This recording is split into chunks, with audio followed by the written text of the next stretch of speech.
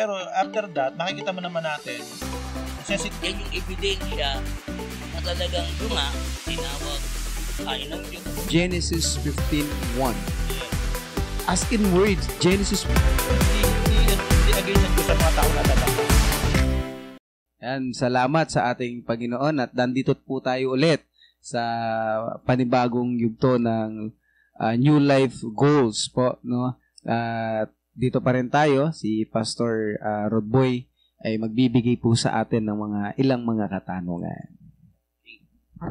Muli po, mapagpalang umaga sa bawat isa.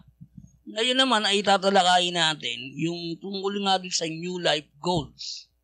Ang isang mahamong tanong ngayon dito, paano natin malalaman kung yung goal mo ay talagang nakasentro sa kalooban ng Diyos o maaring yung goal mo ay talagang sa'yo lang nakasentro? So, pwede ka bang magbahagi ng kasagutan dyan, Pastor Oscar? By experience, kasi nga, siyempre, hindi naman natin alam kung ano talaga yung calling sa atin ng Panginoon before.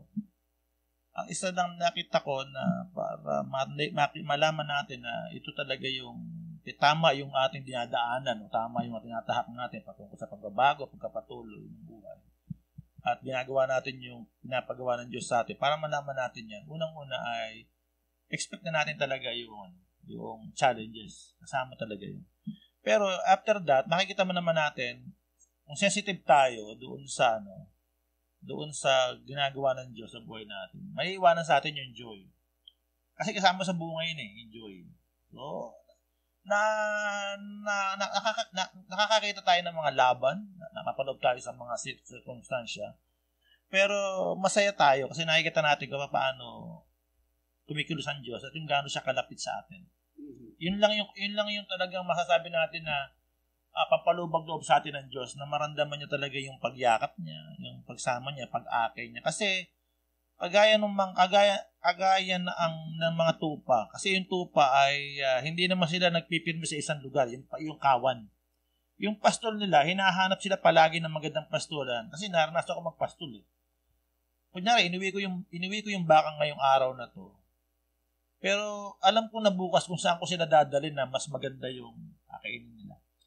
Sabihin, hindi madali ang pumunta doon. Kagaya minsan meron ako dalang 7 baka. Pag uwi ko, 6 na baka dala, saka 1 baboy. Bakit nangyari? Nasagasaan yung 1 baka eh. Kasi dumaan kami sa highway.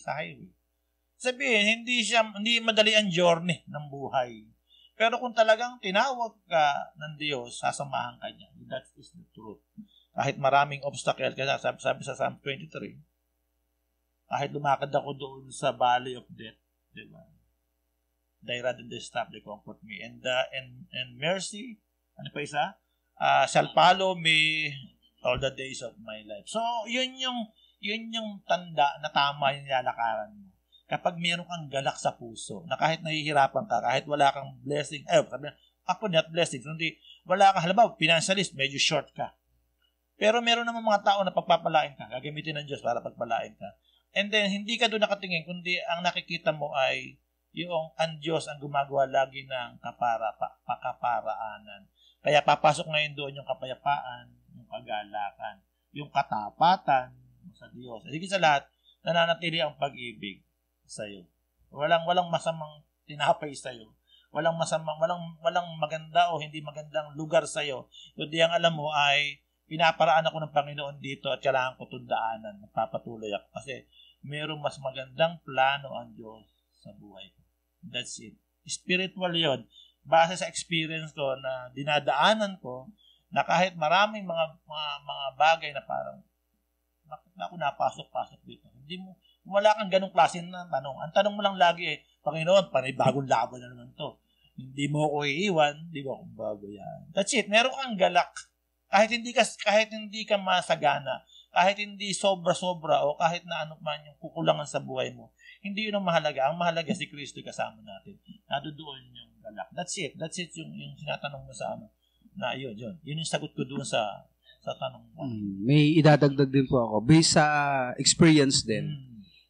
Bago ako kasi tumugon sa panawagan sa akin ng Panginoon na magpastor, nagkaroon ako ng Parang daw. dreams. Pero nagpi-pray ako. Hindi ako natutulog. Yung habang nagpi-pray ako, nagkaroon ako ng parang dreams na sa ula, parang gano'n. As in, gano'n na gano'n. Parang meron ka ng vision. Yes po. And then, naka-hood ako. Okay. Tapos may tungkod. Matindi. Tapos yung kaharap ko ay parang disyerto, tuyo. Tapos yung mga puno ay mga putol. Ngayon, barren land. ngayon ang nangyari po is, yun ang nilalakaran ko. Bawat tapakan ng aking mga paa, yes, sumisibol yung tumutubo yung mga puno. Nagkakaroon ng life. Tapos yung dry land, nagiging matabang lupa. Grassland. At ito pa yung, after ng prayer ko na yun, nakita ko yan, biglang, kasi nagsisimula, binabasa ko New Testament wala akong wala akong Old and New New Testament lang that time yung binabasa kong Bible. So, biglang, sabi niya, Genesis 15:1. Yes. As in words, Genesis 15:1. Kaya yun. Tiningnan ko naghanap ako ng Old Testament, nakita ko yung Abraham. Abraham, huwag kang matakot, ni mangangamba man. Kalasag mo ako, kita'y iingatan, at ikaw ay aking gagantimpalaan. Sabi ko sa Lord, kung ano yung kalooban mo, mangyari po sa akin. Yes. Tumipas lang yung ilang buwan, may dumating sa amin na isang lingkod ng Diyos na naramdaman ko talaga na siya yung gagamitin ng Panginoon sa akin para i-train ako. Hindi ako nagdalawang isip. First time lang kami nagkita, sumama ako sa kanya. And sa pagsama ko sa kanya, doon nagsimula yung journey ng buhay ko. Yun na, eto sinubok po ako, pastor. Yung nawalan kami ng pinansyal. Isang buwan walang pagkain. So, umiiyak talaga ako. Alam mo yung iniisip mo na, ito ba yung will ng God sa akin? Hindi mawawala yung ganong mga tanong Alain mo yun, tubig ka lang ng tubig sa Maynila, wala kang kakilala. And gusto kong umuwi, ang pera ko, 20 pesos lang. Uwi, sa Paranaque ako. Pero alam niyo po ba, doon ko naranasan yung faithfulness ng God, and bago ko, sinubok talaga kami. May nakita akong kanin. Ito po kanin, hindi ako nahihiya, pero totoong nangyari. Yung kanin na may amag na, yung kulay orange na yung amag. So sobrang gutom, hindi ko na iniisip na magkakasakit kami pag kinain yun. Ginawa ko, hinugasan ko po yun. Hinugasan ko ng tubig, tapos sinangag ko yun. Para kung pinrito. Kahit maasim yun. So kinain namin, dalawa kami, kinain namin yun. And after nun, sabi ko, Lord, kung ito yung kalooban mo, mananatili po kaming maglilingkod sa iyo. Hindi ang bagay na ito ang makapagpapasuko sa amin para paglingkuran ka. Pagkatapos namin kinain yun, so after 2 hours, yung kapitbahay namin, sabi sa akin, bakit ka maputla? Sinabi ko yung totoo, wala kaming ganito, wala kaming... Alam nyo, araw-araw sinuplayan kami ng pagkain ng kapitbahay namin. Grabe. So sabi ng kasama ko, saan mo ginawa ko yan? Sabi ko, kapitbahay. Siya yung ginagamit ng Lord. Iyak kami talaga. Hanggang sa nasettle yun. Alam niyo po, nung napatunayan, na kapag ang nagdesisyon kang sumunod sa Panginoon, ang tawag ko doon is testing of obedience. Meron pong tinatawag na testing of obedience kung talagang susunod. Yun yung new life goals natin is to obey the Lord. Kaya nga sabi ng Isaiah 1 verse 19, if you're willing and obedient, you will eat the good of the land. At saka yung word na hindi kita iiwan, ipabawain, kalasag mo ako at kita gagantimpala. And there is always reward in obeying the Lord. Yeah. That's the new life goals na kinaharap ko that time. Kaya nandito po ako ngayon. Saka mali nga yung word na may kapus Kasi sabi ng Panginoon, ang biyaya ko isa sa pangailangan ng lahat. So, hindi nagkukulang ang Diyos. Basta sa kasabihan niya, if there's a vision, there's a provision. Diba? Amen, amen. Kailangan mo lang sa akin sumunod. Lang po yung testing of obedience po ang tawag natin. Okay, so napakaganda niya. Kasi yung mga personal na karanasan, talagang yan yan yung ebidensya na talagang yung tinawag tayo ng Diyos at ang Diyos ay hindi magpapabaya sa kanyang mga anak. Ngayon, ito'y pangalawang hamon, na isang tanong doon sa life goals. Yung nga, dumarating yung mga challenges, yung mga barriers, mga hadlang, yung sabi mo nga, Pastor Chris, hindi ito ang magpapasuko sa amin.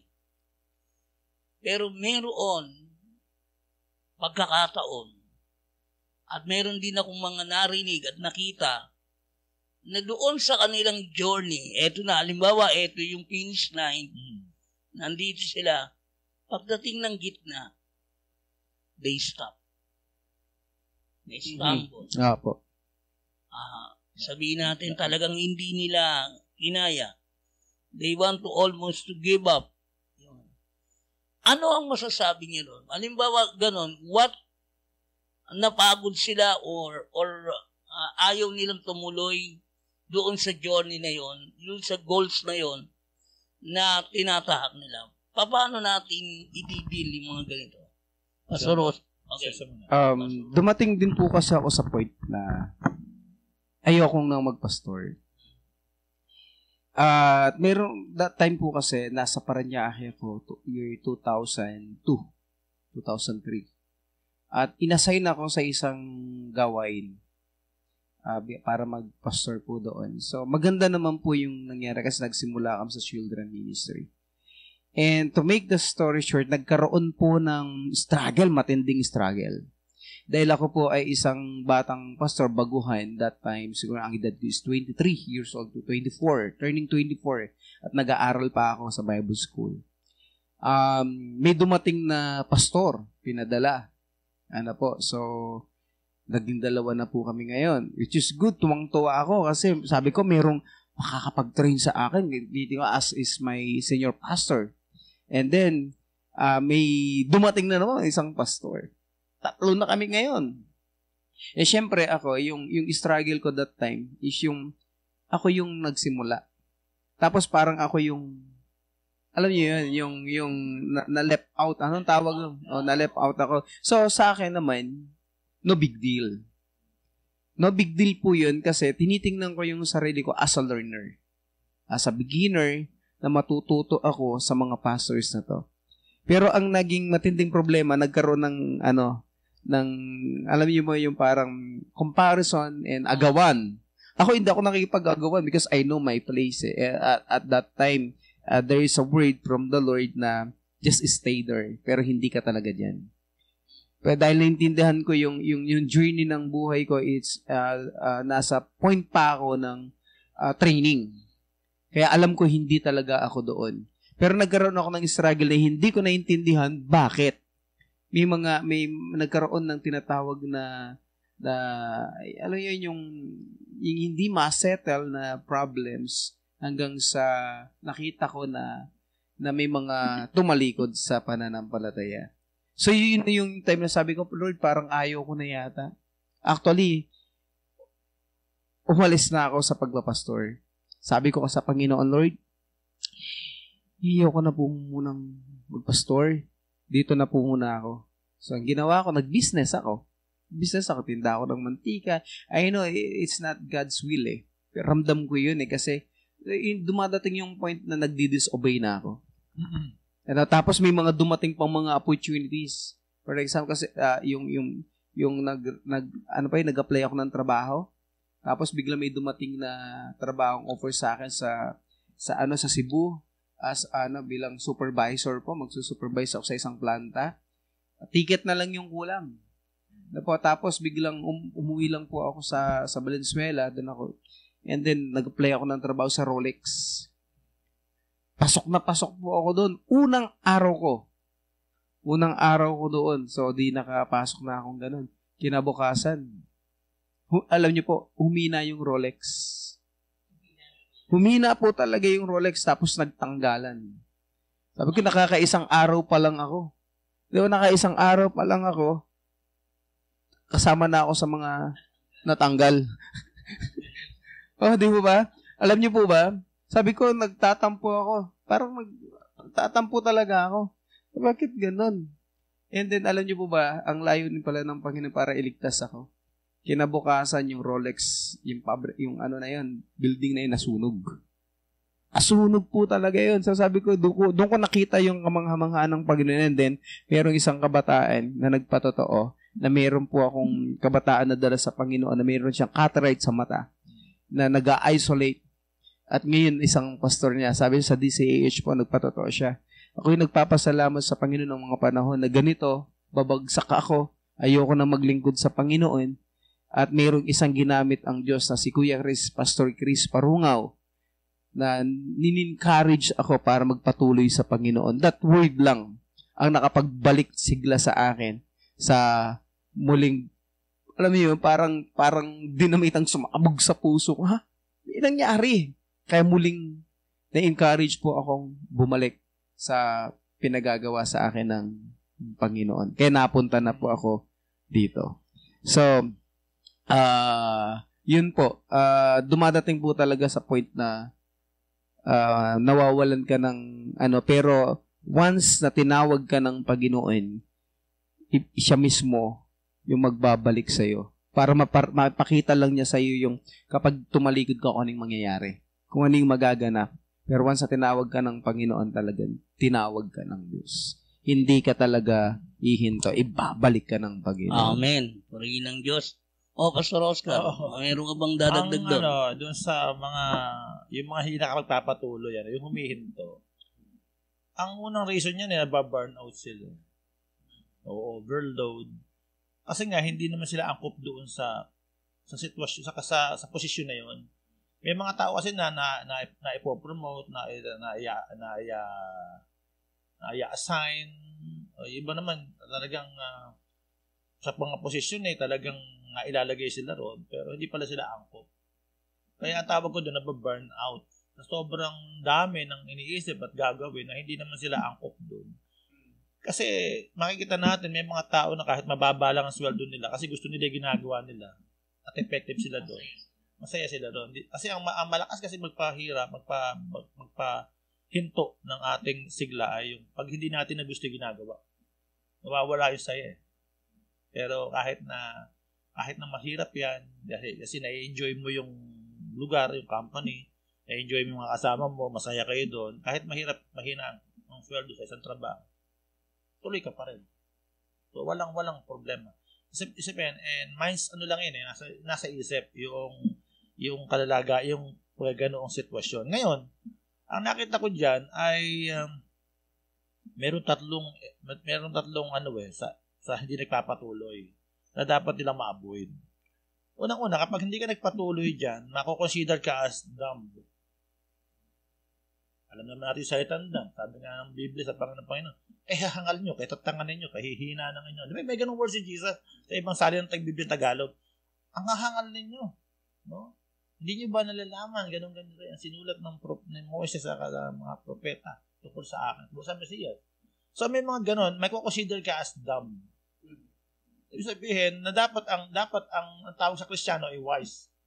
Di ba dapat gano'n pag wise ka, nakita mo, ay mali na ito, kailangan ko mag-numb. Ang tawag sa'yo, wise, kasi nakita mo na yung mali at nagpatuloy ka. Pangalawa, nagiging numb. Kung paano, sensitive ka sa Holy Spirit, biglang nawala, nagiging numb ka, manhid ka na rin sa pinakamahalaga pa naman na ng buhay ng Kristiyano o ng isang tao, meron ka talagang sense sa Diyos. No? Nararamdaman mo yung, mali na yan, hindi na tama yan. So, meron dapat ganon. Ngayon, dahil nga, inilugmok mo ni sarili mo, ayaw mo bumangon dyan, nagiging numb ka na. And then, ang pinaka-worst sa lahat is this, kung kayo na yung productivity, nagiging productive ka, ang pangatlo na mangyayari sa'yo, magiging cram ka na lang. Ano mo yung cram? Pag sinabing breadcrumb, isa ka na lang, ang mugmog. Na dati ikaw yung tinapay nagiging blessing ka sa iba Ngayon, mugmog ka na lang Umangit na. Kaya kailangan, ang talagang mangyari sa isang tao na hanggat maaari, magpatuloy. Kaya nga sabi, hindi against ang Diyos sa mga tao na dadapa. Nagagalit siya sa mga tao ayaw nang tumayo. Pero siya ay ang gusto ng Diyos ay pagkatapos umadapa, tumatayo ka. Kasi lagi naman nandiyan ang kamay ng Panginoon. Look unto Jesus, di ba sabi doon? tumatakbo tayo pare-pareho. Pag nadapa ka, okay lang yan, kasama sa buhay yan eh. Pero mahalaga, makakita mo pa rin si Jesus, the author and the finisher of our faith. Huwag tayong maging, huwag masayang yung ating buhay. Madali namang mag-recover eh. Madali naman. Kahit naman yung mga pasaway na mga tupa eh. Pinapalo talaga ng pastor eh. May kasama yung pagpalo eh.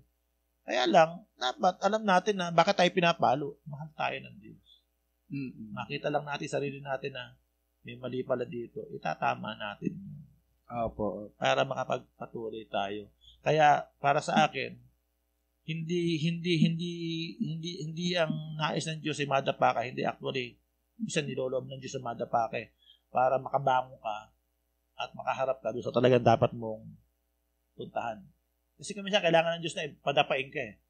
Kailangan yun eh. Ang mahalaga doon ay yung ikaw ay marunong tumayo at hanapin mo saan ba ako dapat magpatuloy. Eh nandun lagi ang kami ng Panginoon. And all things work together for good. Maraming ganyan katotoo. All things work together for good. Akala namin nung masunugan kami tapos na yung buhay namin. Maala na kami, wala nang ganun. Pero hindi. Ilan pala ay mga bagay na ginagawa ng Diyos para makaroon sila ng panibagong, kumbaga, iikot sila ng 80 degrees. Tama ba? 90 degrees o 180. 180 degrees, Makaikot sila ng 80 degrees, ang makita nila na hindi pala talaga iyon ang pupuntahan mo. Hindi pala talaga ikaw para doon. Kaya niloob ng Diyos na mais. Kaya nasunog, di ba? Kung hindi nasunog yun, magkapatuloy ka dun eh. Para makaikot siya ng 180 degrees, para makita mo na ito yung talagang gusto kong puntahan. Sometimes nangyayari yun.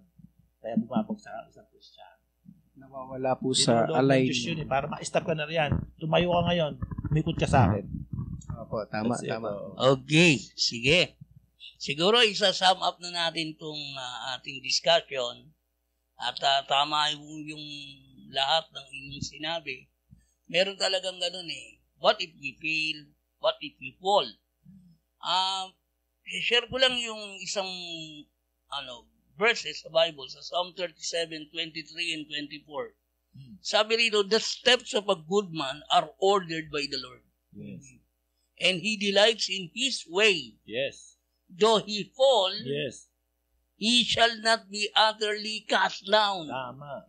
For the Lord upholds him with His hand. Amen. Tama yun eh. Yes.